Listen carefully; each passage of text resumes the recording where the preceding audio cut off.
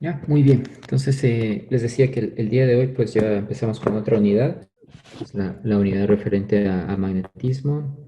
Y bueno, esta de acá nos va a tomar una buena parte del curso realmente porque se extiende. Al inicio vamos a hablar un poco de magnetismo en forma general, particular, y luego ya hablar mezclado un poco el hecho de electromagnetismo, ¿no? De lo que mencionamos antes, electricidad más magnetismo, y considerarlo una sola estructura, ¿no? Inicialmente, pues vamos a hablar de magnetostática, que sería un poco la comparación con lo que vimos anteriormente de electrostática, ¿ya? Entonces, para empezar, pues la primera unidad que vamos a revisar, igual, bueno, esto de acá, la unidad uno y la unidad 2 les decía, la vamos a revisar en las semanas que nos quedan de este primer bimestre. Y luego tenemos la unidad 2, 3 y 4 pues ya lo vamos a ver al inicio del segundo bimestre, para luego continuar con la parte de óptica y mecánica cuántica, ¿ya? En esta primera unidad, pues lo que vamos a revisar son hablar un poco de la parte de imanes permanentes, de fuerza magnética, movimiento de partículas en un campo magnético, fuerza magnética sobre un alambre conductor de corriente, y luego hablar un poco de la parte de momento de torsión sobre una espira conductora de corriente y momentos dipolares y el efecto Hall, ¿ya? Entonces, lo que vamos a ver el día de hoy, en lo posible, pues serán estas primeras unidades, que sería en la semana 5, y la segunda parte la vamos a ver en la semana 6 y la unidad 2 en la semana 7, ¿ya? Y con eso, pues, serían los temas que vamos a revisar durante este primer bimestre, ¿ya? Para que quede un poco ahí la idea. Recuerden también que sobre estas dos unidades, pues es la segunda tarea que se tiene para resolver. Entonces, igualmente ya está dispuesta ahí en el sistema y la pueden empezar a realizar conforme vamos avanzando en los temas para que no se les acumule al final, ¿ya? Entonces, lo primero es hablar sobre imanes permanentes, ¿ya?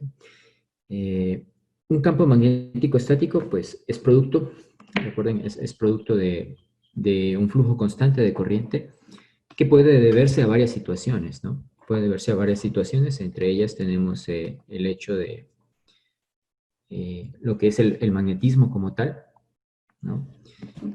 Eh, que puede deberse a lo que son imanes permanentes, que está en la primera gráfica, o si no también eh, un campo magnético estático es producto de un flujo constante debido a eh, una corriente, debido a corrientes de haces de electrones, como por ejemplo lo que sucede en los tubos al vacío que se utilizaban mucho anteriormente eh, bueno, se utilizaban bastante anteriormente, ¿no? Y eran los que permitían toda la parte de la electrónica, hasta que apareció el transistor, que vino a reemplazar hasta cierto punto los tubos al vacío, ¿no? Porque eran más pequeños y permitían una electrónica más simple, ¿no? En ese sentido. Y luego también puede deberse a corrientes de conducción, es decir, a alambres portadores de corriente, ¿no? Entonces, debido a eso también puede tener un campo magnético estático, ¿ya? Existen un sinnúmero de aplicaciones, tanto dentro de la electrónica, electricidad y telecomunicaciones, que pueden asociarse a esta situación.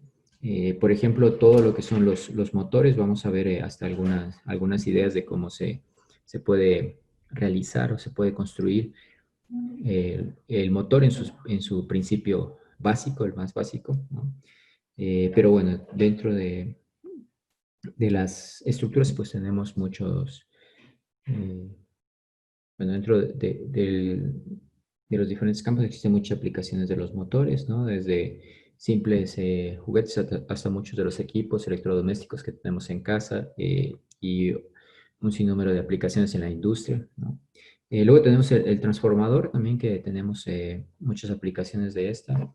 ¿Dónde podemos ver transformadores? A ver, alguien que me comente ahí una aplicación y cuál es el principio, cómo funciona, cuál es la idea de un transformador.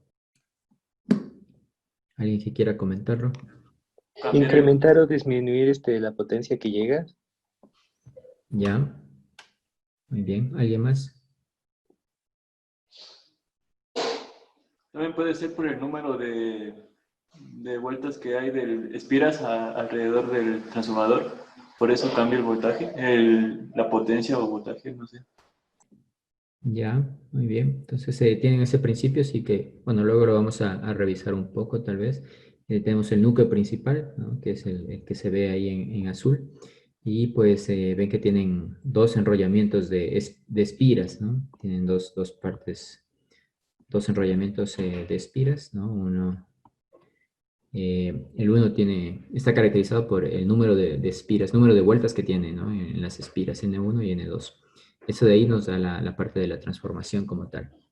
Y como ven, pues en la entrada 1 tenemos un voltaje V1, en este caso se ve una gráfica de la señal como ingresa y la señal como sale, ¿no? El voltaje 2. Y generalmente pues eso es lo que tenemos, ¿no? Lo utilizamos bastante pues en muchos de los equipos, los cargadores que tienen actualmente, muchas de los electrodomésticos o equipos eléctricos que se tienen en casa, pues muchos de ellos utilizan estos transformadores, ¿no? Y luego tenemos otras aplicaciones, por ejemplo, micrófonos, brújulas, algunas más, eh, eh, más complejas, como por ejemplo el hecho de usar la suspensión magnética para transportarse, ¿no? O también, por ejemplo, los dispositivos de almacenamiento de memoria, pues también utilizan esos principios de magnetismo estático, ¿ya? Entonces, lo primero que hemos mencionado, la primera forma, es tener imanes permanentes, ¿ya?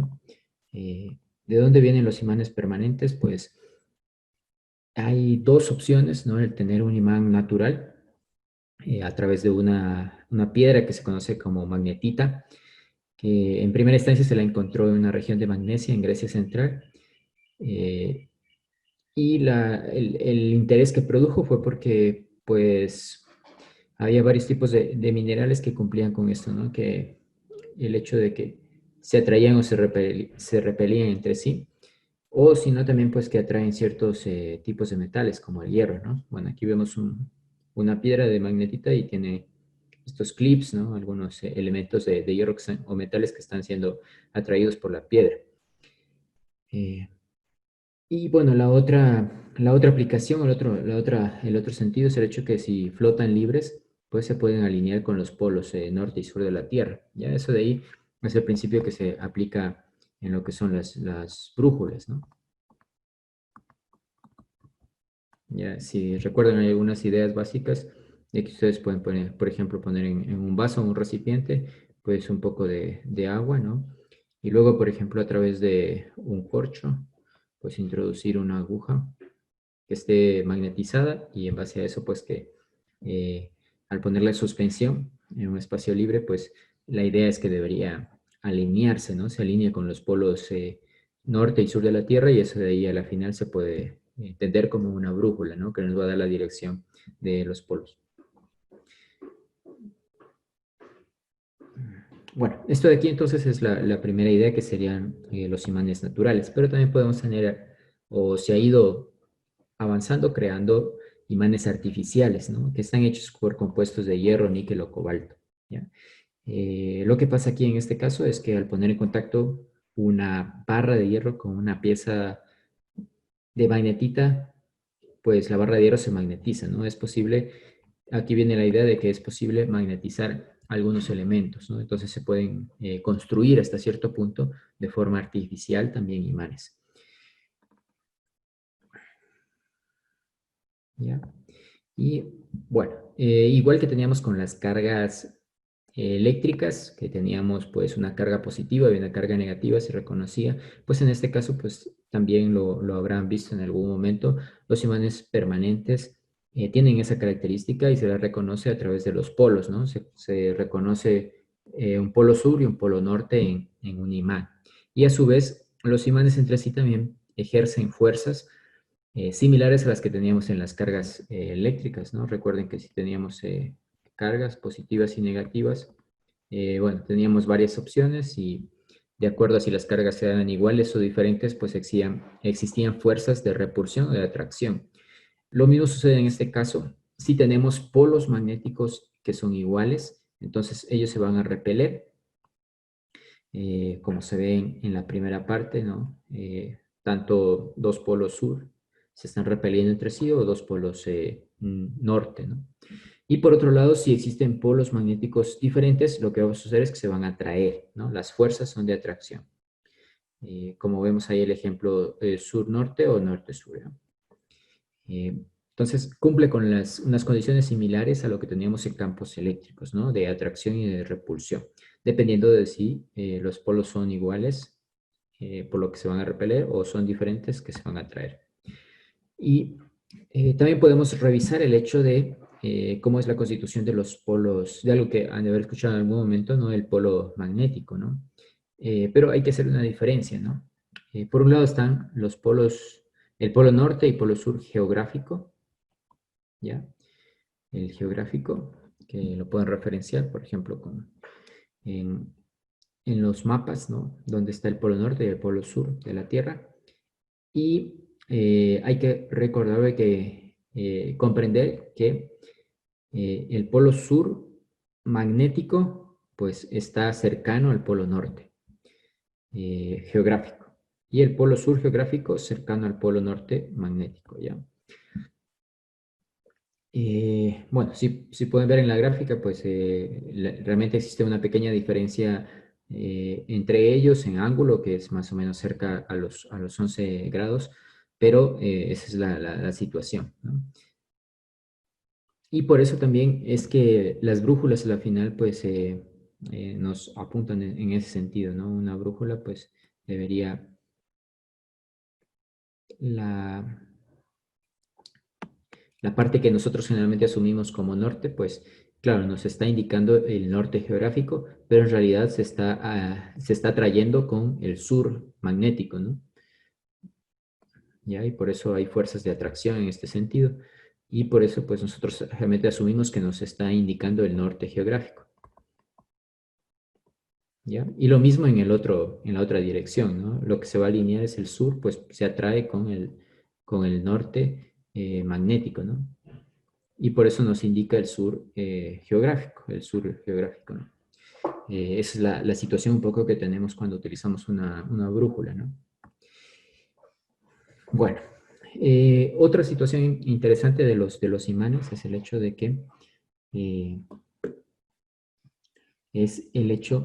que cuando una barra de imán se rompe, pues lo que voy a obtener, no puedo obtener de ninguna manera solo el polo sur o solo el polo norte, ¿no? Sino que nuevamente ese imán al romperlo se convierte en un imán completo con tanto su polo norte y su polo sur, ¿ya? Entonces, eso nos lleva al hecho de que no existen o no existen hasta la actualidad, pues no se ha podido consolidar un monopolo magnético, ¿no? A diferencia, esto sí, de las cargas eléctricas, que recuerden, podríamos hablar de cargas puntuales que son positivas o que son negativas, ¿no? En cambio, en este caso no, siempre van a estar asociados el polo norte con el polo sur en el imán. Y en base a eso, pues podemos trazar las líneas de campo magnético, ¿no? Recuerden, lo hicimos también con las cargas eléctricas y vamos a ver un poco tratar de analizar las diferencias que puede haber. Entonces, en este caso vamos a representar el vector magnético por la letra B mayúscula. Es un vector, entonces por eso está en negrita también. Y el campo magnético en este caso se representa a través de líneas de campo, ¿no? Que son las que están trazadas ahí. Y como ven, tienen la misma característica que teníamos para cargas eléctricas, ¿no? Recuerden que en el caso de cargas positivas, bueno, primero que teníamos elementos radiales hacia las cargas, ¿ya? Que estaban o bien entrando o bien saliendo, dependiendo de si era carga positiva o carga negativa, ¿ya? Bueno, las cargas negativas estaban entrando, las cargas positivas estaban saliendo. Algo similar se puede apreciar en el caso de cargas de campos magnéticos. El vector de campo siempre es tangente a las líneas de campo magnético. Y eso de ahí se puede apreciar, por ejemplo, cuando utilizan limaduras de hierro, que alguna vez pudieron haber hecho ese experimento, ¿no? Simple, de tener un imán, sea rectangular o sea redondo también, ¿no? Pues igual funciona, pues, y poner limaduras y lo que se van a formar son estas líneas, ¿no? Las líneas de campo magnético.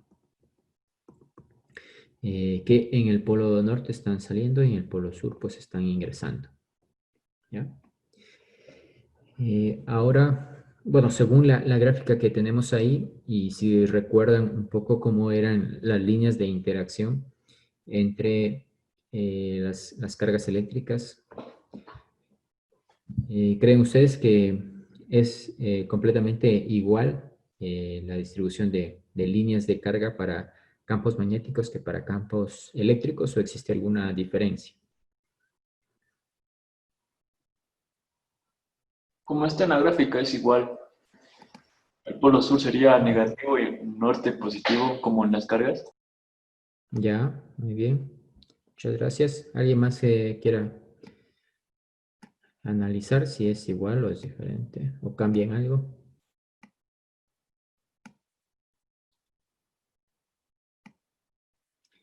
Bueno, Jan también nos dice que es igual en el chat.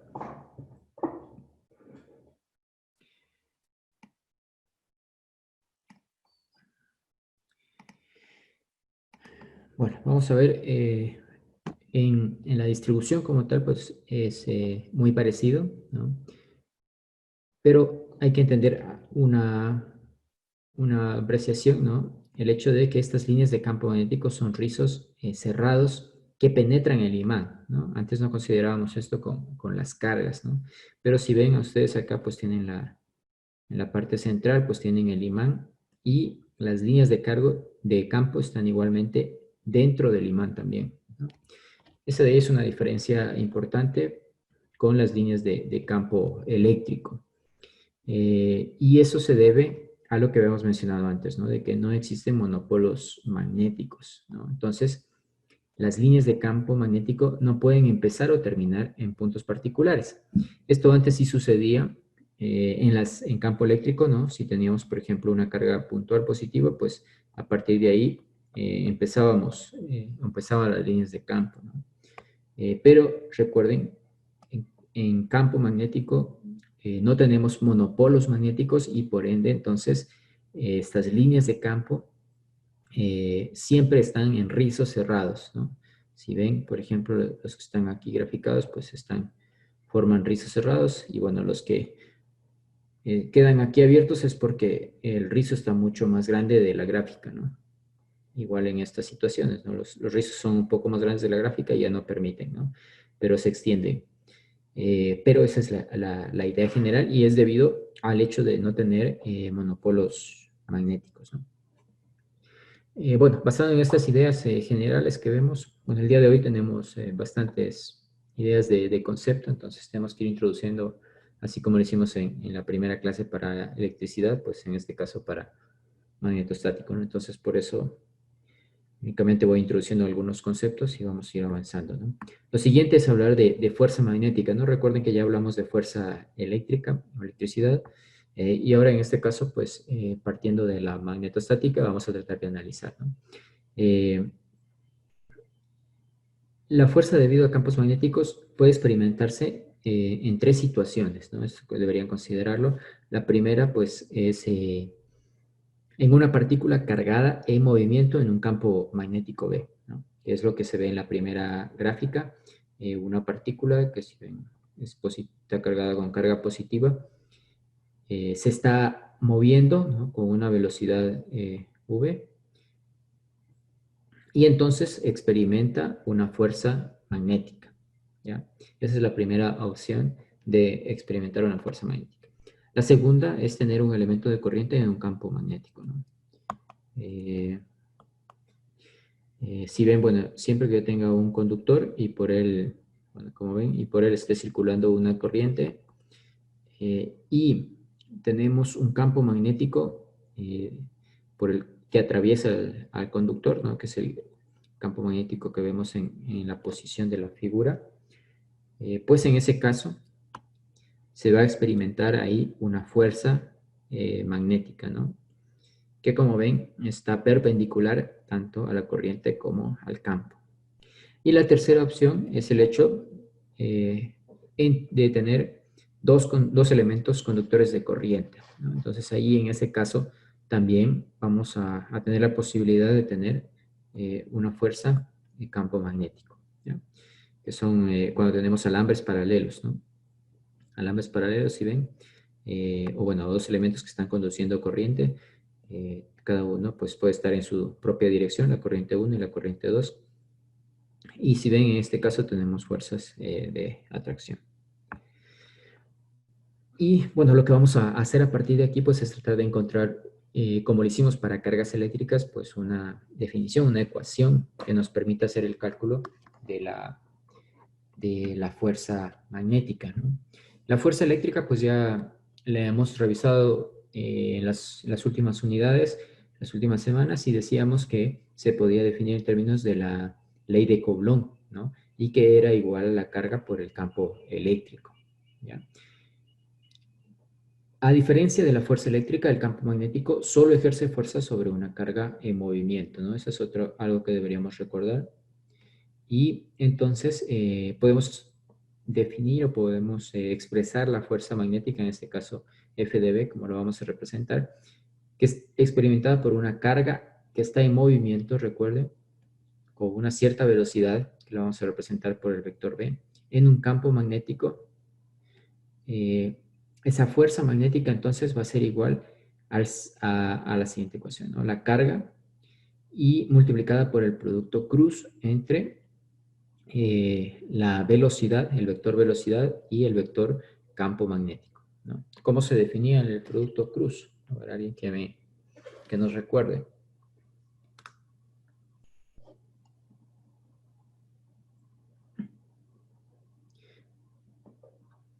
Alguien que nos recuerde y que nos recuerde también cómo se aplicaba la regla de la mano derecha para el producto cruz.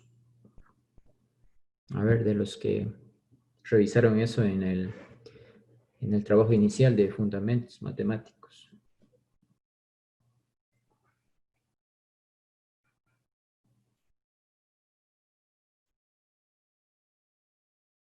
En el producto cruz se multiplica cada elemento de cada componente. Y la mano derecha es el factor, sería la fuerza en este caso, es perpendicular al plano. El Ya, rojo que se indica ahí.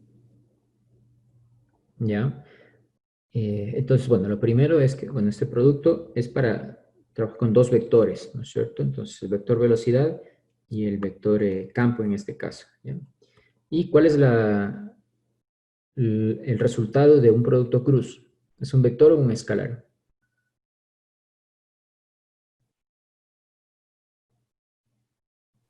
Un Es vector. un escalar. Es un Otro vector. vector, ¿ya? Un vector. Eso, un vector. Recuerden que del producto punto, si fuéramos con producto punto, sí obtenemos un escalar, ¿no es cierto? Pero del producto cruz se obtiene un vector. Este vector en este caso es el vector, bueno, lo multiplicar por la carga sería el vector fuerza, ¿no? Profe, Y disculpe la una otra, pregunta. sí. O sea, en el trabajo que nos tocó a nosotros, yo tengo una pregunta porque no, magnetización es lo mismo que imantación. Bueno, podrías entenderlo como algo similar, ¿no? Sí. Porque, bueno, imantación sería un poco más particular la palabra, el concepto un poco más particular que magnetización, ¿no? Que podría serlo en forma general. Pero sí es un poco relacionado. Ya, bueno, y lo otro les decía que esto, la regla de la mano derecha nos ayuda con la dirección en la que está ese vector, ¿no es cierto? El vector resultante. Entonces, bueno, hay varias formas de utilizar la regla de la mano derecha y les he puesto dos opciones. No sé cuál de esas dos están más familiarizados, pues ustedes pueden escoger la que les convenga más, ¿no? Pero si es, por ejemplo, la de la parte baja, pues ponen en el dedo pulgar el vector velocidad, en el dedo índice, pues el vector campo, y entonces en forma perpendicular, pues debería estar, perpendicular a estos dos vectores, debería estar el vector resultante, que sería el vector fuerza. Y ahí está el dedo medio, ¿no? Como ven, en este caso pues, los dos que se multiplican están en un plano Y perpendicular, porque está hacia afuera, saliendo hacia afuera el dedo medio, pues está el resultante, ¿no? Y la otra opción es que utilicen la regla de Manton, como está en la parte posterior, ¿no? Que es el hecho de que los 4 dedos principales, pues apunten, los 4 dedos apunten o hagan círculo, ¿no es cierto?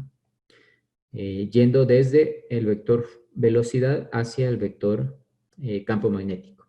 Y entonces el pulgar, en ese caso, estará orientado hacia la dirección de la fuerza magnética.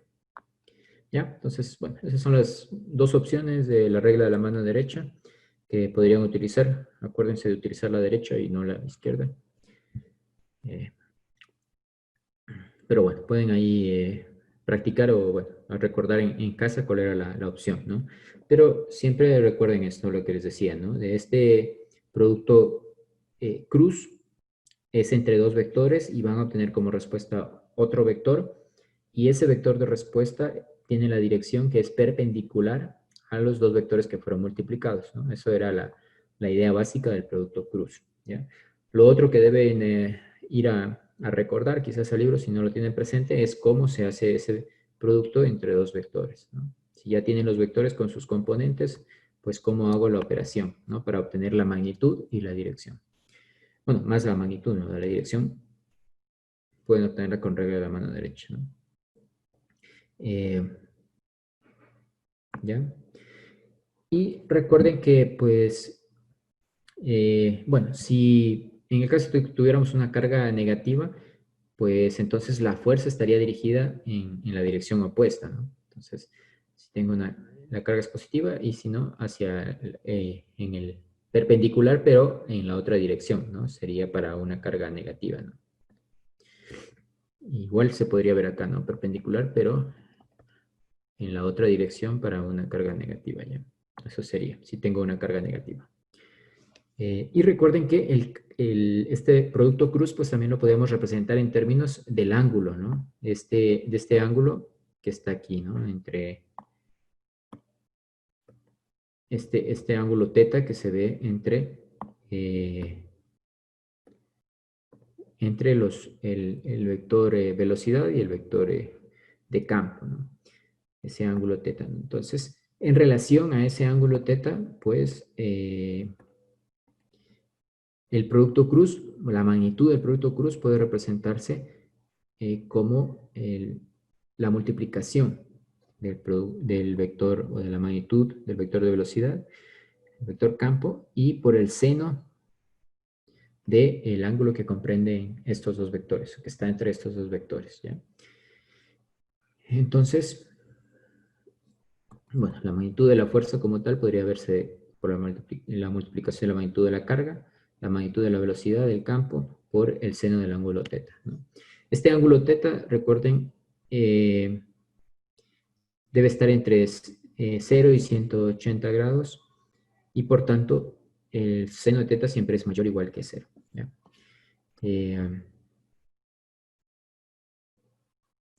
Si tienen una partícula que se mueve en dirección paralela al campo magnético, pues en ese caso no va a existir ningún tipo de fuerza, ¿no es cierto? ¿Por qué? Porque, bueno, si lo ven matemáticamente, este ángulo teta sería igual a 0, ¿no?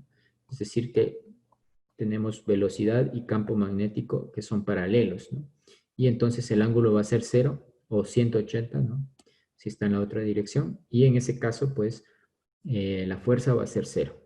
Y la otra opción que tendría, la opción donde yo tengo la mayor cantidad de fuerza que pueden producir es cuando la velocidad es perpendicular al campo, ¿no? Entonces, en ese caso sería seno de 90 grados, ¿no? Y en ese caso tendría el valor máximo que pueden producir ese vector velocidad y ese campo magnético, ¿sí? Serían las dos opciones que podríamos tener, ¿no? ¿Por qué? Porque aquí, bueno, el seno de 90 nos va a llevar al valor de 1, ¿no? Y cualquier otro ángulo son valores inferiores que 1, ¿no? Entonces, bueno, algunas consideraciones de la fuerza sobre una partícula cargada. Si hablamos de la fuerza eléctrica, pues es independiente de la velocidad de carga y puede realizar un trabajo, ¿no? Sobre esta última y alterar su energía cinética. Sin embargo, la fuerza magnética depende de la velocidad de la carga y es normal a ella. Por tanto, no puede realizar ningún tipo de trabajo, ¿no? Cuando yo haga la alusión del trabajo que puede realizar, pues siempre nos va a llevar a cero. Y entonces no va a causar incremento en la energía cinética de la carga, ¿ya? Si yo tengo tanto fuerzas eléctricas como magnéticas, si tengo tanto fuerzas eléctricas como magnéticas, entonces el total de la fuerza que se ejerce sobre una carga sería la suma, ¿no? La fuerza total sería la suma de las fuerzas eléctricas más las fuerzas magnéticas, ¿no? Y yo podría representarlo por esta ecuación que se conoce como ecuación de Lorentz, ¿no? Donde tenemos en la primera parte lo que corresponde a fuerza eléctrica y en la segunda parte lo que corresponde a fuerza magnética, ¿no? Que sería fuerza eléctrica carga por campo eléctrico y fuerza magnética carga por el producto cruce entre la velocidad por el campo magnético, ¿no? Y bueno, aquí viene algo un poco de la representación de las líneas de campo magnético, que es algo que pueden encontrar generalmente en los libros o en los documentos. Esto es un poco para que sea entendible. Las líneas de campo magnético que van hacia afuera del papel se indican mediante puntos, ¿no? Es decir, son campos que están saliendo, ¿no? Con dirección hacia afuera del papel. Y en cambio, cuando van hacia adentro, se representan con cruz, ¿no? ¿A qué se debe esto? ¿Sabe alguien a qué se debe esa representación? ¿Con qué se asocia? Es cuando a la flecha, cuando está saliendo, el círculo significa la flecha como que saliendo y la X es como que el otro lado de la flecha que está entrando.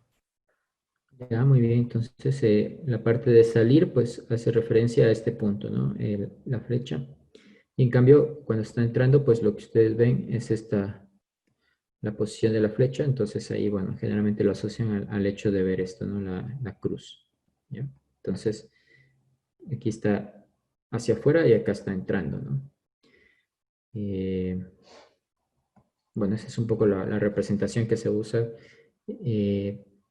¿Por qué van a ver un poco más esto? Por el hecho de que generalmente yo puedo representar, tengo el plano en el papel, ¿no? Entonces en ese plano XY podría representar generalmente el vector velocidad y el vector campo magnético, pero entonces el vector fuerza en ese caso siempre va a ser perpendicular, entonces va a estar o bien saliendo o bien entrando, ¿no? Entonces, para representarlo en un papel que es de 2 dimensiones, pues generalmente son habituales estas representaciones o son importantes para utilizarlas, ¿ya? Luego viene un poco el hablar de las magnitudes, ¿no? La unidad de intensidad de campo magnético, pues para la fuerza sería newtons segundo, coulomb por metro cuadrado. También podemos hacer una representación en términos del amperio, ¿no? Recuerden que el amperio se define como un coulomb sobre segundo, entonces podría tener una representación de la fuerza en términos de newton sobre amperio metro, ¿no? La unidad de intensidad de campo magnético se conoce como el Tesla, ¿no? Como el Tesla, que un Tesla es igual a un newton seguro sobre coulomb metro, o en términos del amperio sería un newton sobre amperio metro cuadrado, sobre metro, ¿no? El Tesla generalmente es una unidad, es una cantidad más bien bastante grande, ¿no? De intensidad de campo, entonces generalmente se utilizan los micros, bueno, los diferentes sufijos, ¿no? Para hablar. Otra forma o otra unidad que suele emplearse es el Gauss, ¿no? No es una unidad del sistema internacional, pero a veces también la suelen utilizar en los libros o en los diferentes datasheets, así, ¿no? Un Gauss es equivalente a 10 a la menos 4 teslas, ¿no? Esa es la relación que tenemos. Y, por ejemplo, la intensidad de campo magnético en la superficie de la Tierra está en el orden de 0.5 Gauss o 5 por 10 a la menos 5 teslas, ¿no? Bueno, por eso estaba la relación de que generalmente un Tesla es una cantidad más bien grande de intensidad de campo magnético, ¿no? Y nos hace falta los sufijos para utilizarla. Si ven ahí hay una representación de un mapa global de intensidad de campo magnético de la Tierra, ¿no? A través de las líneas de contorno, ¿no? Y la cantidad de campo magnético de acuerdo a la distribución de colores que pueden ver, ¿ya? Eh, bueno, una vez que ya hemos definido la fuerza eléctrica, pues podemos hablar del movimiento de partículas correspondiente al campo magnético, que era una de las primeras ideas que presentamos para la presencia de campo magnético, ¿no? Y en este caso lo que debemos hacer es considerar una carga. Bueno, vamos a considerar como principio básico una carga positiva. Una carga positiva que está en movimiento, ¿no?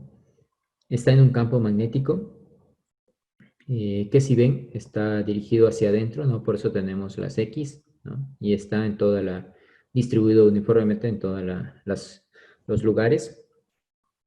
Y tenemos la carga positiva que está con un movimiento, si pueden ver la dirección de la velocidad, ¿no? Tienen ahí la velocidad y está la dirección, que es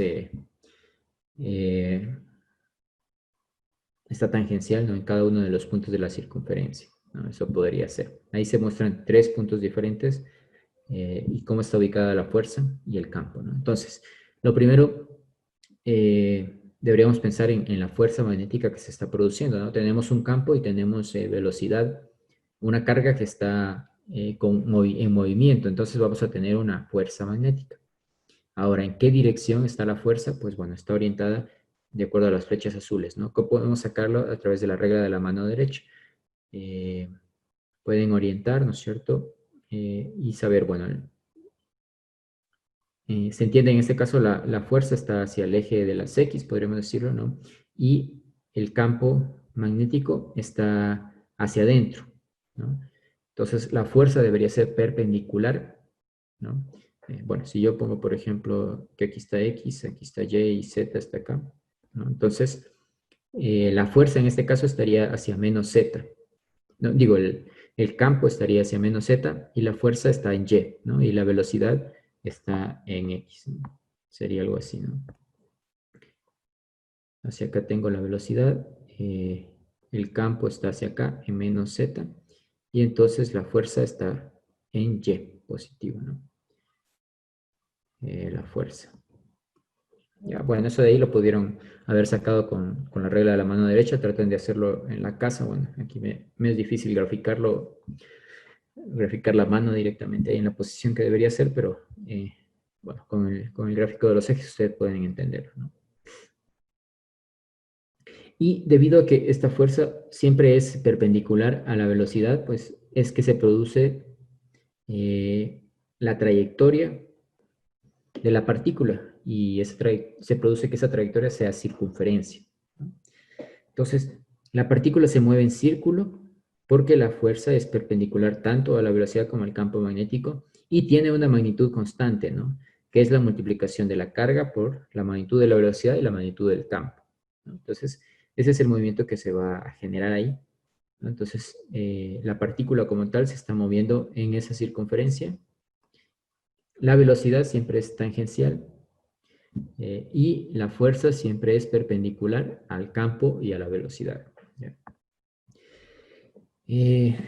Bueno, ¿cómo cambiaría esto si yo modifico la carga y en vez de una carga positiva, pues introduzco una carga negativa? Aquí, en vez de esto, yo pongo una carga negativa, ¿no? En todas las posiciones. ¿Cuál sería la diferencia, ¿no? Si yo utilizo una carga negativa. Me dice. Que cambia el sentido de la fuerza magnética.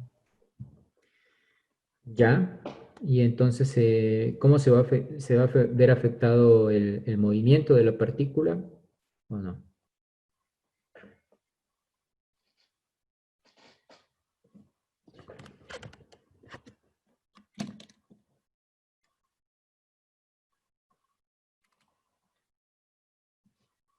¿Qué dicen? ¿Hay algún cambio en el movimiento de la partícula cuando sí cambio de positiva a negativa?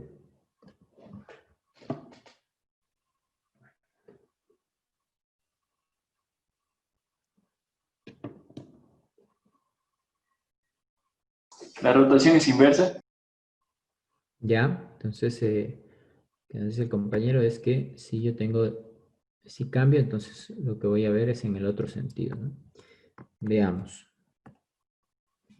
Si ven, en el hecho, cuando yo tengo carga positiva, pues entonces estoy teniendo un movimiento en la dirección contraria a las manecillas del reloj.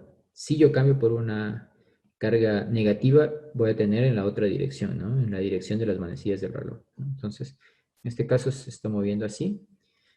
Si yo cambio por una carga negativa, pues voy a tener en el otro sentido, ¿no? En el sentido de las manecillas del reloj. Esa sería la situación ahí, ¿ya? Podría también calcular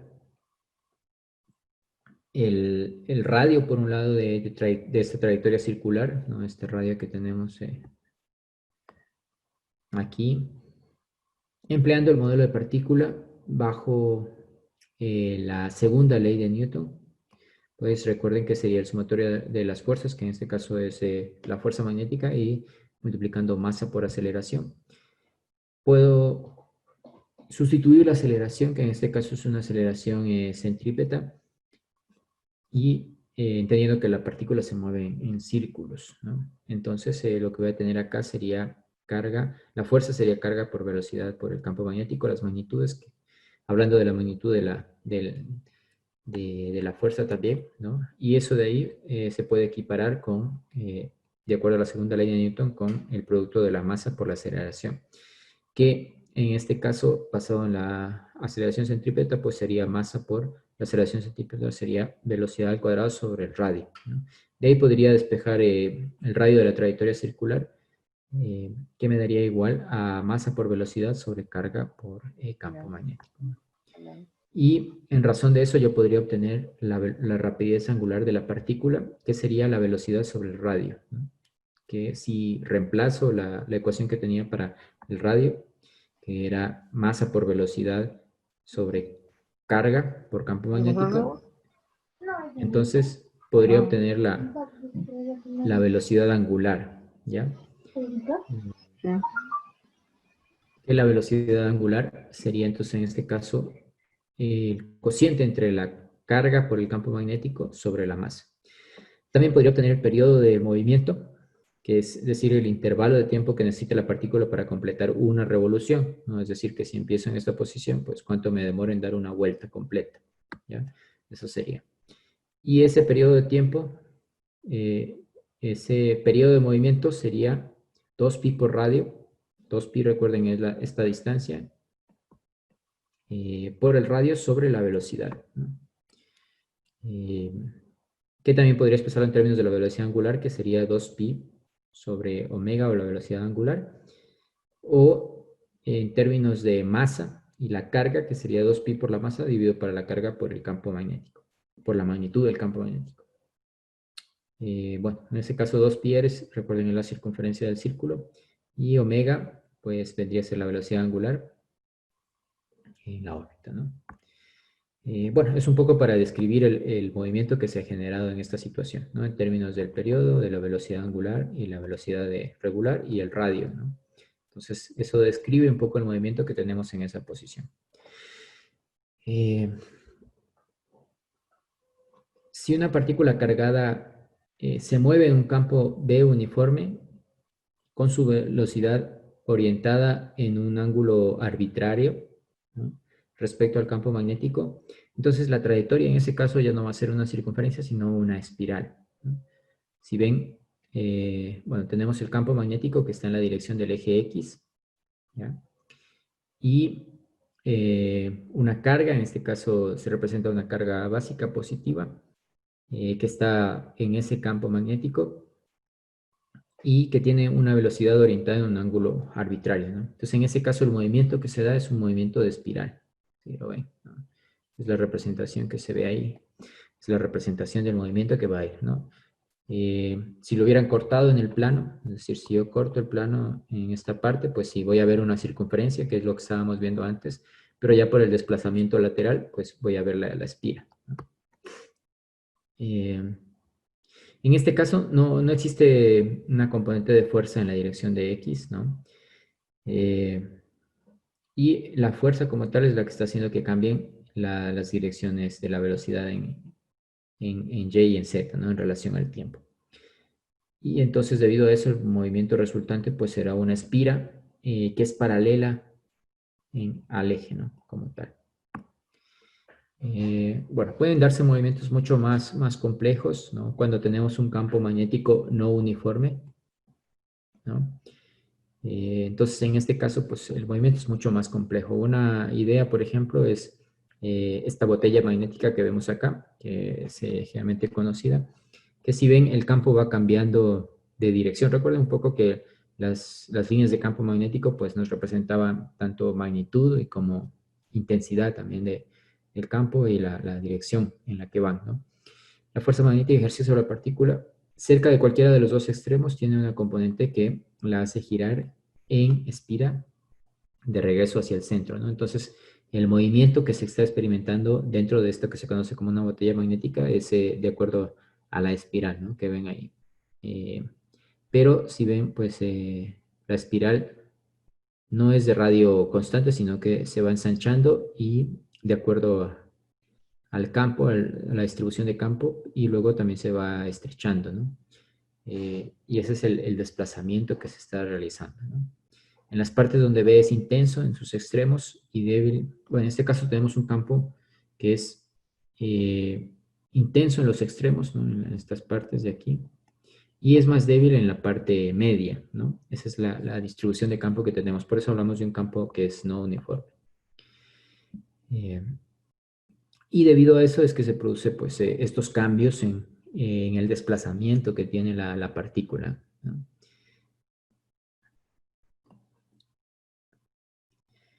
Y bueno, en este caso les decía, hace esta representación espiral, ¿no? Con un radio mayor a un radio menor, y luego va a empezar a hacer el viaje de regreso, podríamos decir, ¿no? Se invierte su trayectoria de regreso en la misma espiral, ¿no? Va a ser el viaje de regreso, ¿ya? Bueno, eso es para el movimiento en un campo magnético uniforme, ¿ya?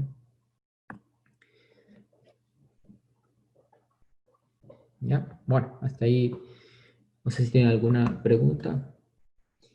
Que ahí hemos introducido varios conceptos ya relacionados con fuerza magnética como tal.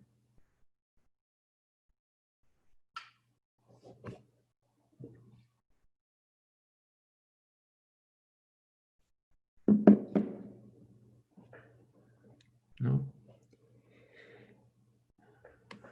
Bueno, la última parte de estos conceptos que tenemos para terminar un poco la revisión del día de hoy sería hablar de fuerza magnética, pero ya sobre un alambre conductor de corriente.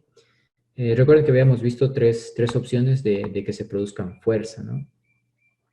La primera, que ya la vimos, el hecho de tener una partícula cargada que está en movimiento, ¿no? Bueno, que está en movimiento y está en un campo magnético, ¿no? La segunda, habíamos hecho el sentido de tener pues un conductor por el cual está circulando una corriente y que está pues entre un campo magnético, ¿no? ¿Ya? Entonces esa es la que vamos a analizar en este caso, ¿no? La fuerza magnética sobre un alambre conductor de corriente, ¿no? Nos queda una tercera opción, que era la que veíamos con tener alambres paralelos por los que circula una corriente, ¿no? ¿Ya? Que es donde también se producen fuerzas magnéticas, ¿no? Entonces, la idea, tenemos un alambre que transporta corriente y experimenta una fuerza, ¿no? En este caso, la dirección de la corriente está hacia acá, ¿no? Tenemos un campo magnético que está representado en este caso por estos imanes que tenemos, ¿no es cierto? Y tenemos un campo magnético hacia arriba. Y entonces la fuerza va a ser perpendicular, ¿no es cierto? Si aplican la regla de la mano derecha, pues si ponen sus dedos en este sentido, rodeando ese sentido, a ver, no, bueno, van a aplicar la regla de la mano derecha y entender que la fuerza está perpendicular tanto al campo magnético como a la corriente, ¿no? Y en este caso estaría saliendo hacia, bueno, hacia un sector de la página. La fuerza resultante ejercida por el campo sobre el alambre es la suma vectorial de las fuerzas individuales, ¿no?, ejercidas sobre todas las partículas cargadas de corriente. Bueno, recuerden que aquí la corriente pues, se puede considerar como un conjunto de muchas partículas cargadas en movimiento, ¿no? Yo podría pensar que tengo muchas partículas cargadas aquí y que ese movimiento que se genera entre las partículas, ¿no?, el hecho de que una partícula se mueva, pues ese movimiento es lo que me genera una corriente, ¿no?, que es esta suma, ¿no? Entonces, esta corriente a la final sería una sumatoria de eso, ¿no? Entonces, en primera instancia, si yo tengo un sinnúmero de partículas, para cada una de estas partículas de carga puntuales, yo podría hallar una fuerza magnética que se genera, ¿no? Y para yo saber la fuerza total debida a la corriente, pues debería tener la sumatoria, ¿no? La fuerza total, pues haría alusión a la sumatoria de cada una de esas partículas iésimas, ¿no? Entonces, la fuerza debida a esta, debida a esta, debida a esta, ¿no? Así, voy sumando y en razón de eso, o sea, la suma vectorial de las fuerzas individuales ejercidas sobre todas las partículas cargadas, pues conforman la corriente, ¿no? En base a ese principio, a esa idea, pues debería yo obtener una ecuación que me permita hacer ese cálculo, ¿no? Bueno, una forma de apreciar esto en laboratorio es, por ejemplo, el hecho de yo tener un alambre conductor, ¿no?, que es el que se ve en la parte principal ahí, un alambre suspendido verticalmente entre los polos de un imán, ¿no? El imán es el que veo aquí, en C, un imán en C en este caso. Y entonces ahí en el imán pues tengo un campo magnético, ¿no? ¿Ya? En las siguientes gráficas pues lo que ven es un corte, ¿no? Es un corte del campo, por eso el campo está hacia adentro, ¿no? Entonces es como hacer aquí en la primera gráfica un corte en este sentido de plano, ¿no? Y eso es lo que estoy viendo en las otras, ¿no? Cuando no existe corriente en el alambre, pues este permanece vertical, ¿no? Esta es la primera opción. No existe corriente, corriente es igual a 0.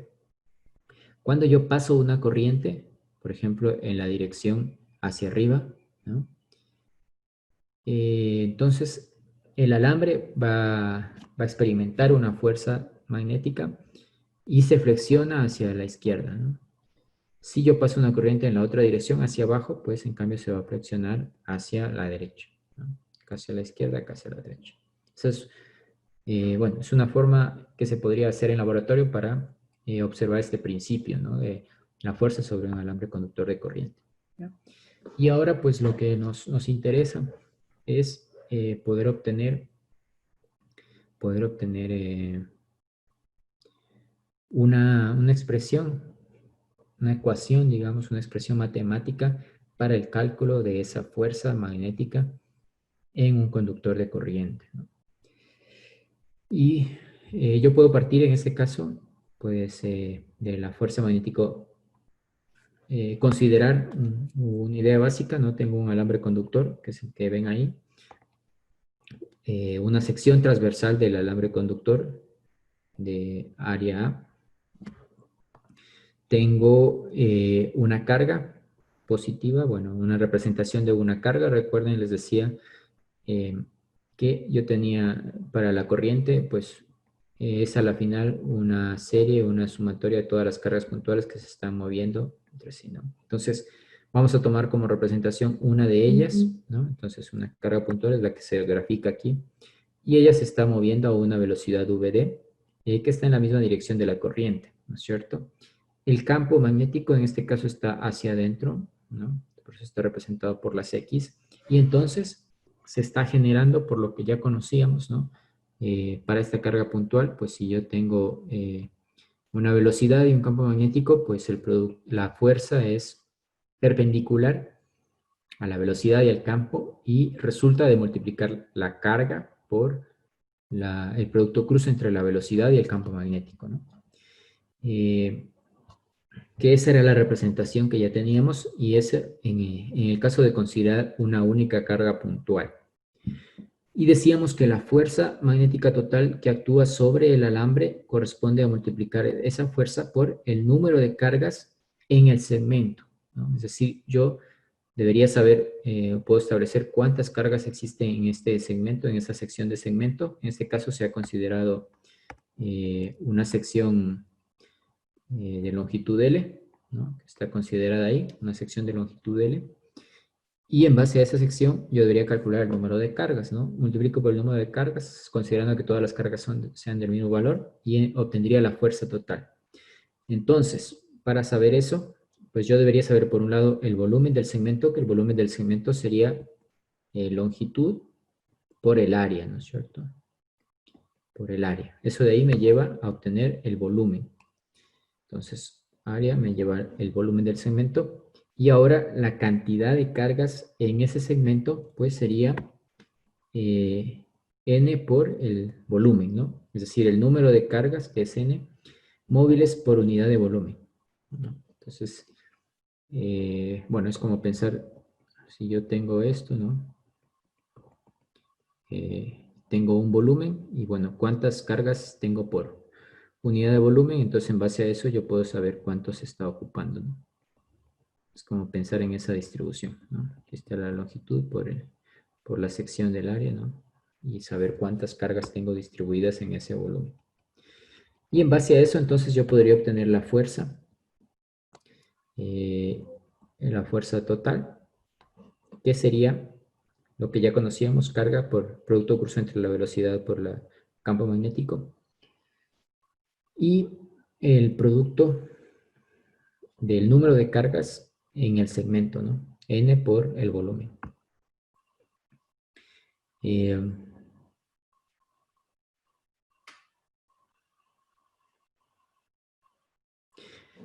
Ahora mismo podemos considerar entonces el cilindro de área de sección transversal A, ¿no? Que se ve en la gráfica ahí, ¿no? El volumen del segmento de longitud delta X sería multiplicar el área por delta X, que es lo que ya hicimos, ¿no? Área por delta X.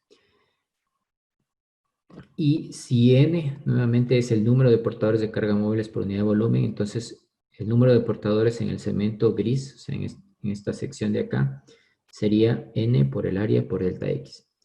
Y la carga total de esta sección, o sea, la total de carga que hay en esa sección, sería entonces multiplicar el número de portadores en el segmento por la carga, ¿no? Entonces sería N área delta X por K. La magnitud de desplazamiento de los portadores que experimentan en la dirección de X en un intervalo de tiempo delta T sería velocidad por delta T. Que es lo que tenemos en la parte de abajo, ¿no? En base a eso yo puedo representar reemplazar este delta X y obtener el total de carga, ¿no? De carga, que sería reemplazando número de portadores por el área, por la velocidad, por el delta T del tiempo, y eso por la carga, ¿no? Y en base a eso yo puedo tener la corriente promedio, que sería, bueno, si recuerdan de circuitos, pues tienen carga sobre tiempo, ¿no? Para la corriente. Y ahí entonces me queda una representación para la corriente promedio en términos del número de cargas, la carga, la velocidad, desplazamiento y el área, ¿no? Y en base a eso, bueno, llegamos a lo que realmente queríamos obtener. Bueno, un poco, lo anterior era para demostrar un poco cómo se obtiene este concepto, que sería la fuerza magnética que se produce en un alambre conductor de corriente I, ¿no? Entonces, la fuerza magnética en este caso sería la corriente multiplicada por el producto cruz entre el vector L y el vector campo magnético.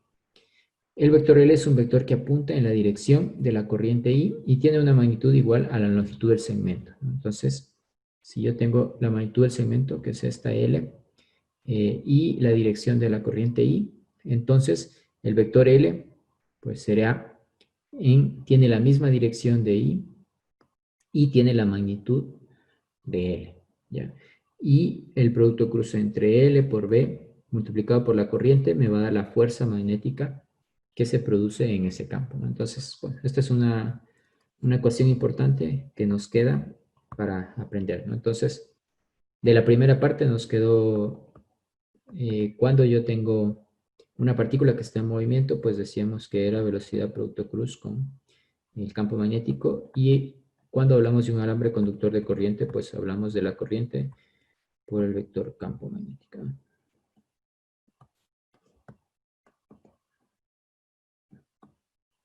¿Ya? Entonces, bueno, esas son las dos ecuaciones principales que hemos visto ahora para dos opciones. Nos queda un poco la parte de dos conductores.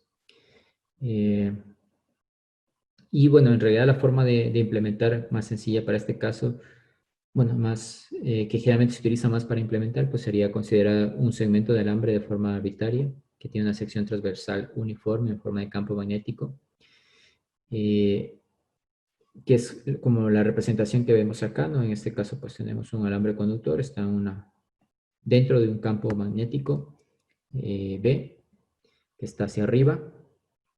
Está circulando una corriente por ese alambre conductor, y vamos a considerar un DL, ¿no? Que sería un segmento, una pequeña porción de ese alambre, y en base a eso yo puedo calcular la fuerza en o debido a ese pequeño elemento de L, ¿no?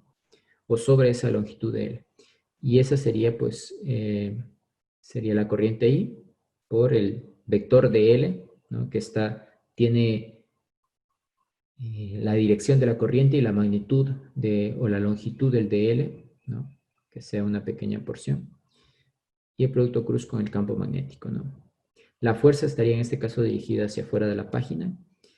Y entonces, si yo quiero hallar la fuerza en todo el segmento, en todo el conductor, entonces debería integrar, ¿no es cierto? En esa expresión, desde A hasta B, es decir, desde la longitud, en dirección del dl por B, ¿no?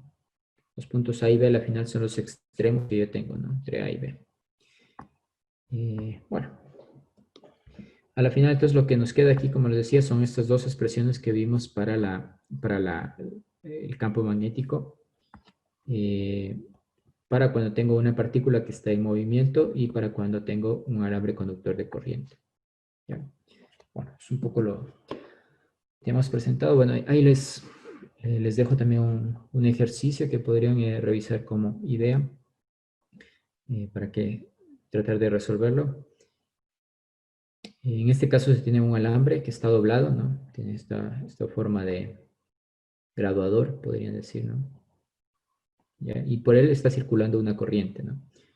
Si ven la corriente, bueno, primero vamos a analizar dos secciones, pues tenemos la sección que es recta, ¿no? En esta parte, y tenemos una corriente dirigida hacia la derecha, y tenemos la parte que es circular, ¿no? Igual tenemos una corriente que está en dirección contraria a las manecillas del reloj, ¿ya? El alambre está en el eje XY, ¿no es cierto? Y un campo magnético uniforme está dirigido hacia el eje Y positivo, ¿no? Lo vemos hacia arriba. Lo que se pide en este caso es encontrar la magnitud y dirección de la fuerza magnética que actúa sobre la porción recta del alambre y sobre la porción curva. ¿Ya? Bueno, lo primero que podrían analizar, dividir, como les decía, en dos partes, ¿no? Primero la parte recta y la parte de la semicircunferencia. Y lo podríamos ver inicialmente la dirección, ¿no es cierto? ¿En qué dirección estaría la fuerza en cada uno de esos casos, ¿no? Podríamos aplicar, por ejemplo, la regla de la mano derecha, ¿no? ¿En qué dirección está ahí la fuerza?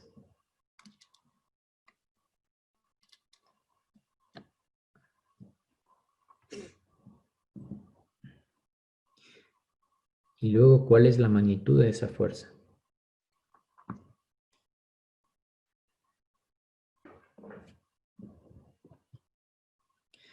Bueno, aquí en este caso, recuerden, pueden aplicar esta última ecuación que vimos, ¿no? En términos para encontrar la fuerza sobre un alambre conductor de corriente. Y como decimos, lo más simple sería primero dividir y encontrar la fuerza sobre esta parte, sobre la recta y luego sobre la parte de la circunferencia, ¿ya? Bueno, ahí piénselo un poquito y mientras eso, les voy a dar paso al grupo 3, que tiene ahora la práctica sobre estos temas, ¿no? Sobre estos temas que hemos revisado y luego de eso, pues vemos un poco la resolución de este ejercicio.